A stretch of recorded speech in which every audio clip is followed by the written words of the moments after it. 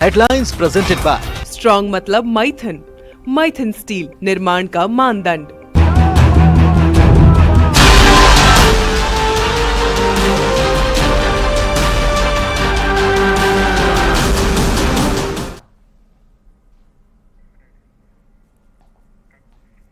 नमस्कार, सुबह के 10 बजने वाले हैं। वक्त है अपना बिहार का। आपके साथ मैं हूं शिप्रा झा और बुलेटिन की शुरुआत करेंगे इस वक्त की बड़ी खबर के साथ।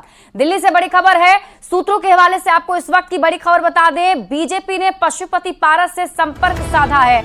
पशुपति पारस और चिराग पासवान में अब सुलह कराने की कोशिश हो रही है। पशुपति पारस ने बिहार बीजेपी प्रभारी से मुलाकात की। विनोद तावड़े से सीट शेयरिंग को लेकर मुलाकात हुई है। मुलाकात के दौरान पशुपति पारस ने यह साफ कर दिया है कि हाजीपुर सीट पर उनका ही दावा बनता है और वो ही वहां से चुनाव लड़ेंगे। चिराग पासवान भी हाजीपुर सीट से अपनी दावेदारी बीजेपी के सामने रख चुके हैं। सूत्रों के मुताबिक विनोद तावड़े ने पशुपति पारस के सामने प्रस्ताव रखा था कि चिराग पासवान और उनकी पार्टी एक बार फिर से साथ हो जाए, लेकिन पशुपति पारस ने साफ कर दिया है कि अब एक होना संभव नहीं है। चिराग पासवान के साथ दल, दिल और परिवार कभी नहीं मिल सकता है। पशुपति पारस ने कहा कि हम लोगों का दिल टूट चुका है। सूत्रों के मुताबिक आज फिर से दिल्ली में बीजेपी के नेताओं के साथ सीट शेयरिंग को लेकर पशुपति पारस की मुलाकात हो सकती है। मंगल पांडे ने भी 3 दिन पहले पशुपति पारस से मुलाकात की थी। मुलाकात के दौरान पशुपति पारस ने हाजीपुर सीट पर अपना दावा जता दिया था और उसके बाद मंगल पांडे ने चिराग पासवान से भी मुलाकात की। मंगल पांडे, पशुपति पारस और चिराग पासवान दोनों के संपर्क में हैं। तो बड़ी खबर आपको बता रहे हैं, अब बीजेपी सुलह कराने की कोशिश कर रही है। और हमारे साथ संवाददाता अमितेश अधिक जानकारी के साथ लाइव जुड़े हुए हैं, सीधे उनका रुख कर लेते हैं। अमितेश, अब देखिए सुलह कराने की कोशिश जरूर हो रही है बीजेपी की तरफ से, लेकिन दावा हाजीपुर सीट पर दोनों ही तरफ से ठोका जा रहा है। और जिस तरीके से चिराग पासवान के हाल के दिनों में बयान सामने आए हैं कि जनता के साथ गठबंधन है, उससे उनके तेवर कम दिखाई नहीं दे रहे।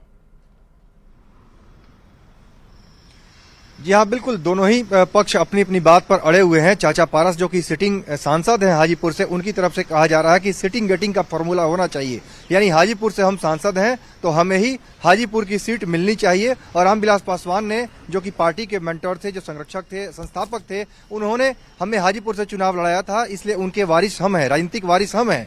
दूसरी तरफ चिराग पासवान और उनके लोगों की तरफ से साफ तौर पर दावा किया जा रहा है कि रामविलास पासवान के राजनीतिक वारिस वो हैं और लिहाजा हाजीपुर जो कि परंपरागत सीट रही है रामविलास पासवान की, उस पर चिराग पासवान ही इस बार चुनाव लड़े या उनकी पार्टी की तरफ से कोई और चुनाव लड़े। तो निश्चित रूप से हाजीपुर सीट को लेकर के दोनों ही पक्षों की तरफ से अपने अपनी बात पर दोनों लोग अड़े हुए हैं।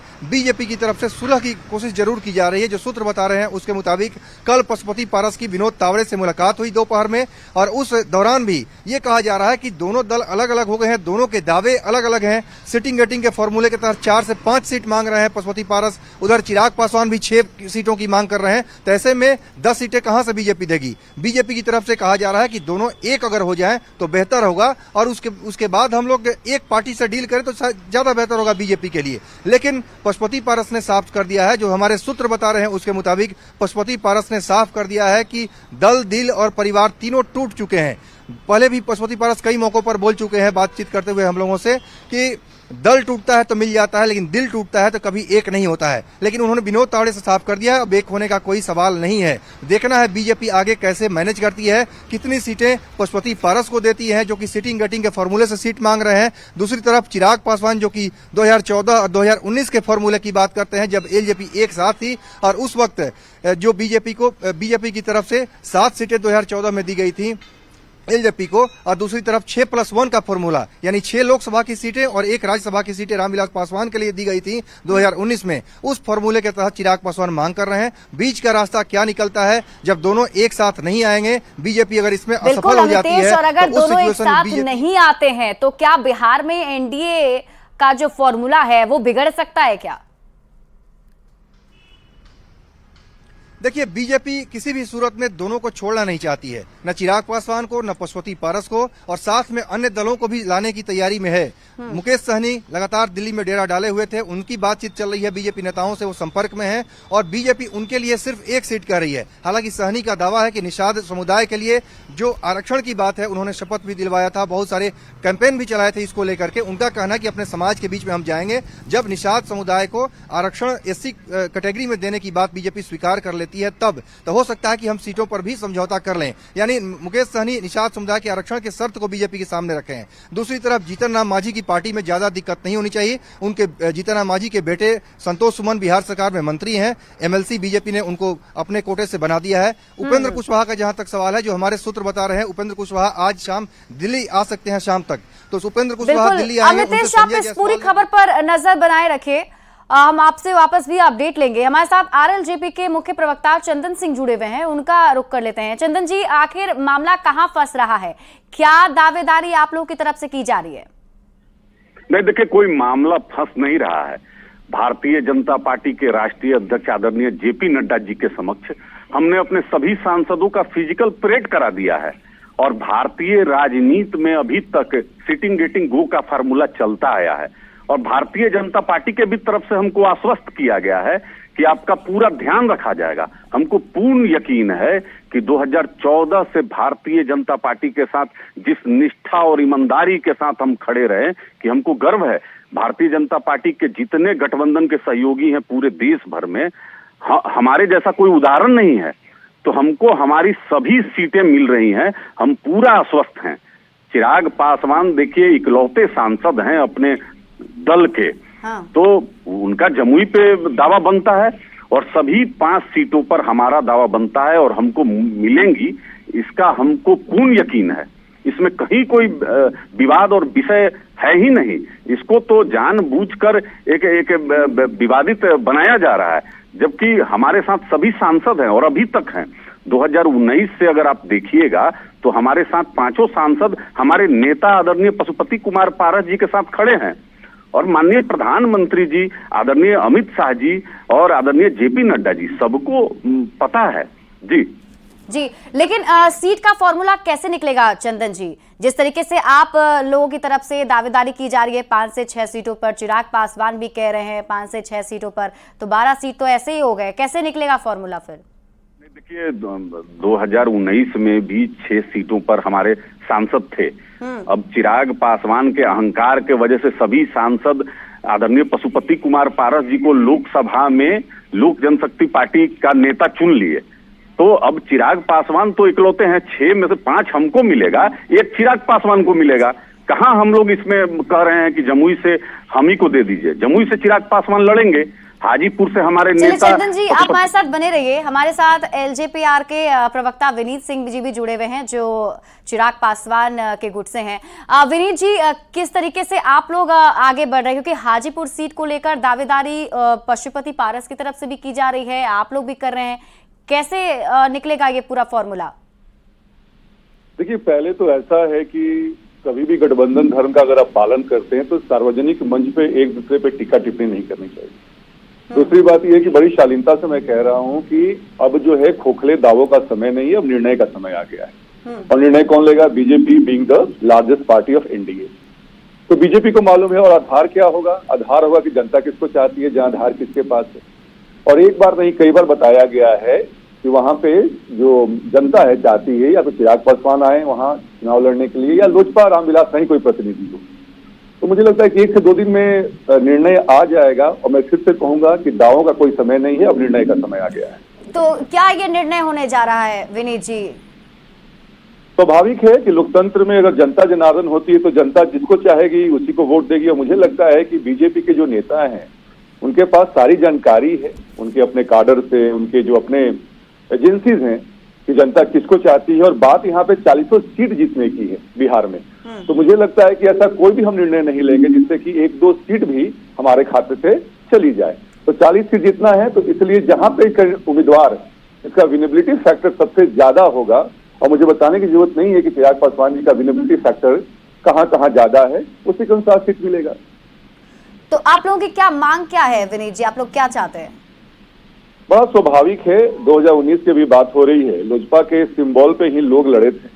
और देखिए, पार्टी तोड़ने के बाद, परिवार तोड़ने के बाद ऐसे बहुत से सांसद है जो छोड़ के चले गए थे, फिर से इधर आने लगे क्योंकि उनको अपनी गलती का एहसास हो गया है। खैर, वो भूतकाल की बात हो गई। हमारा जो 2019 का जो 6 सांसद थे और 6 सीट पे हमारा जो दावेदारी है मजबूत है। इसके अलावा भी चिराग पासवान केवल 6 सीटों की बात नहीं कर रहे हैं, बीजेपी और एनडीए को जिताने के लिए जितनी सीटें हमें मिलेंगी उससे भी जीतने का हम दम रखते हैं। हाँ, तो कितनी सीटें चाहिए आप लोगों को? कोई मांग आपने रखी है? नहीं, मैंने कहा आपको कि 6 सीट पे हमारी दावेदारी मजबूत है। 1 सीट हमारे दिवंगत नेता रामविलास पासवान जी की राज्यसभा की सीट थी। ये सारी बातें बीजेपी के शीर्ष नेतृत्व को संज्ञान में डाल दिया गया है। मुझे लगता है कि इन चीजों पर निर्णय थोड़ा सकारात्मक तरीके से हो जाएगा। खबर ये भी है विनीत जी की एक करने की कोशिश हो रही है, सुलह कराने की कोशिश हो रही है, इस तरफ भी आप लोग आगे बढ़ रहे हैं? देखिए, ये तो हमारे नेता निर्णय करेंगे, माननीय मंत्री जी निर्णय करेंगे। इसमें मुझे लगता है कि प्रवक्ताओं को बोलने की जरूरत नहीं है। लेकिन मैं फिर से कहूंगा कि पानी काफी बह चुका है, ये मुद्दा काफी पुराना हो गया है, 2.5 साल 3 साल हो गया है। वो अपना काम कर रहे हैं, हम अपना काम कर रहे हैं। चलिए, बहुत बहुत शुक्रिया हमारे साथ जुड़ने के लिए विनीत जी, और बातचीत करने के लिए। हमारे साथ चंदन जी भी जुड़े हुए थे जो पशुपति पारस के गुट से थे। आपका बहुत बहुत शुक्रिया। बढ़ते हैं आगे और देखिए, सीट शेयरिंग को लेकर डिप्टी सीएम सम्राट चौधरी ने कहा है कि जल्द ही सीट शेयरिंग का मामला जो है वो सुलझ जाएगा। शेयरिंग कब तक हो जाएगा सर? यथाशीघ्र चिराग पासवान रहेंगे सर एनडीए में? केंद्रीय चुनाव समिति की सभी लोग रहेंगे, कोई बाहर नहीं जाएगा। कब तक हो सकता है ऐलान सर? जल्द होगा, पार्टी निर्णय लेगी, जल्द होगा। तो देखिए, अब एनडीए के अंदर कहीं ना कहीं घमासान मचा हुआ है, खासतौर पर चिराग पासवान और पशुपति पारस को लेकर बीजेपी असमंजस में है, क्योंकि दोनों ही पार्टियों की तरफ से अपने अपने दावे किए जा रहे हैं, सीटों की दावेदारी पेश की जा रही है। सबसे बड़ा सवाल तो यहां पर यह है कि पासवान परिवार में उत्तराधिकारी की लड़ाई चल रही है। रामविलास पासवान का उत्तराधिकारी आखिर कौन है, इसकी लड़ाई अब चल रही है, क्योंकि पशुपति पारस जो है वो अपने आप को राजनीतिक उत्तराधिकारी बताते हैं, वहीं चिराग पासवान जो उनके बेटे हैं उनकी भी दावेदारी है। अब देखना होगा कि मामला कैसे सुलझता है। बढ़ते हैं आगे और देखिए, बिहार में नीतीश मंत्रिमंडल के विस्तार की चर्चा अब तेज हो गई है। 14 मार्च तक विधान परिषद की 11 सीटों के चुनाव की औपचारिकता पूरी हो जाएगी और इसके बाद कैबिनेट विस्तार हो सकता है। 15 मार्च को मंत्रिमंडल विस्तार होने की संभावना जताई जा रही है। लंबे समय से मंत्रिमंडल विस्तार पर लगा ब्रेक हट सकता है। हालांकि सरकार की तरफ से इसकी पुष्टि नहीं हुई है। 28 जनवरी को ही एनडीए सरकार बनी थी, लेकिन अब तक मंत्रिमंडल का विस्तार नहीं हो सका है। कैबिनेट विस्तार में हो रही देरी को लेकर महागठबंधन लगातार नीतीश सरकार को घेर रही है। अभी मौजूदा एनडीए सरकार में सीएम नीतीश कुमार को मिलाकर 9 मंत्री हैं। बीजेपी को अपने मंत्रियों की सूची फाइनल करने में देरी हुई। विधानसभा सदस्यों की संख्या के हिसाब से मुख्यमंत्री सहित कुल 36 मंत्री बन सकते हैं। 27 मंत्रियों की वैकेंसी अभी बनी हुई है। तो कैबिनेट में नीतीश कुमार के अलावा जेडीयू बीजेपी से 3-3, हम पार्टी से 1 और एक निर्दलीय विधायक अभी मंत्री हैं। दोनों डिप्टी सीएम सम्राट चौधरी और विजय कुमार सिन्हा के पास 9 विभागों की जिम्मेदारी है। अन्य मंत्रियों को भी 2 से 5 विभाग दिए गए हैं। तो लोकसभा चुनाव को देखते हुए मंत्रिमंडल विस्तार में जातीय समीकरण का ख्याल भी रखा जाएगा। ऐसी चर्चा है कि कई मंत्रियों के विभाग में परिवर्तन किया जा सकता है। सबसे अधिक चर्चा शिक्षा विभाग को लेकर है। फिलहाल शिक्षा विभाग विजय चौधरी के पास है। विजय चौधरी के पास जल संसाधन व सूचना एवं जनसंपर्क विभाग का प्रभार भी है। तो बिहार में मंत्रिमंडल विस्तार को लेकर चर्चाएं तेज हो गई है। माना जा रहा है कि जल्द ही बिहार में मंत्रिमंडल का विस्तार भी हो सकता है। मंत्रिमंडल विस्तार पर अब सियासत भी तेज हो गई है। एनडीए का कहना है कि मंत्रिमंडल विस्तार में कहीं कोई दिक्कत नहीं है और जल्द ही विस्तार कर लिया जाएगा। तो वहीं महागठबंधन के नेता इस पर सवाल उठा रहे हैं। जहां तक मंत्रिमंडल का विस्तार का सवाल है, मंत्रिमंडल का विस्तार मुख्यमंत्री का विशेषाधिकार क्षेत्राधिकार है और समय आने पर बिहार में मंत्रिमंडल का विस्तार हो जाएगा। मंत्रिमंडल का विस्तार माननीय मुख्यमंत्री जी का विशेषाधिकार है। वह विदेश से आ गए हैं। बहुत शानदार मंत्रिमंडल जो कि बिहार को एक विकसित राज्य बनाएगा, बहुत जल्द देखने को मिलेगा। मुझे लगता है कि 1-2 दिनों के अंदर इस तरह का शानदार मंत्रिमंडल बिहार में देखने को मिलेगा। बिहार में मंत्रिमंडल का विस्तार में देरी होना ये बता रहा है कि बिहार सरकार में सहयोगी दलों के बीच में आपसी सामंजस्य नहीं है और एनडीए में ऑल इज नॉट वेल है। और जिस तरह से नाराजगी माननीय विधायकों की है सरकार के प्रति, तो ये मंत्रिमंडल विस्तार के बाद दिखेगा। भारतीय जनता पार्टी और जदयू के बीच में सब कुछ ठीक नहीं चल रहा है, शुरुआती दिनों से ही ठीक नहीं चल रहा है। इसीलिए मंत्रिमंडल गठन के बारे में जो सामंजस्य बननी चाहिए थी वो नहीं चल पा रही है। एक व्यक्ति को 9 विभाग देना, हमको लगता है कि जो सामान्य रूप से जो रूटीन वर्क है वो भी नहीं चल पा रहा है। तो स्वाभाविक रूप से बिहार का जो काम होना चाहिए था, प्रगति होनी चाहिए थी, वो कहीं न कहीं बाधा हो रही है। बिहार कैबिनेट का विस्तार तो होना ही है आज या कल, लेकिन मूल बात है विकास। अभी सरकार में मुख्यमंत्री समेत कुल 9 मंत्री हैं। यह 9 मंत्री बिहार के विकास के 9 रत्न हैं। विकास और कल्याणकारी कार्यों का इनके पास बेहतर अनुभव है। और लोकसभा चुनाव को लेकर बीजेपी आज प्रत्याशियों की दूसरी लिस्ट जारी कर सकती है, जिसमें बिहार के भी प्रत्याशी शामिल हो सकते हैं। सूत्रों के हवाले से खबर है कि 2 से 3 दिन में सीटों के बंटवारे का फॉर्मूला भी फाइनल हो जाएगा और गठबंधन के घटक दलों के बीच कुछ सीटों की अदला बदली भी हो सकती है। दिल्ली में बीती रात लोकसभा चुनाव को लेकर पार्टी मुख्यालय में केंद्रीय चुनाव समिति की बड़ी बैठक हुई, जिसमें पीएम मोदी, गृह मंत्री अमित शाह, पार्टी के राष्ट्रीय अध्यक्ष जेपी नड्डा सहित कई केंद्रीय मंत्री और बड़े नेता शामिल रहे। वहीं बिहार से दोनों ही डिप्टी सीएम सम्राट चौधरी और विजय सिन्हा, नित्यानंद राय, गिरिराज सिंह, सुशील मोदी और मंगल पांडे भी शामिल रहे।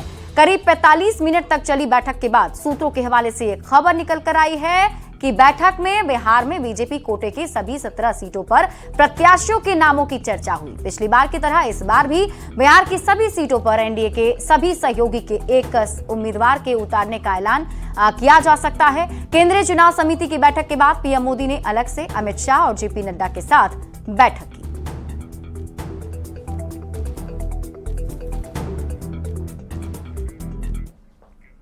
और फिलहाल इस बुलेटिन में अभी के लिए बस इतना ही। आप देखते रहिए न्यूज़ 18 बिहार झारखंड।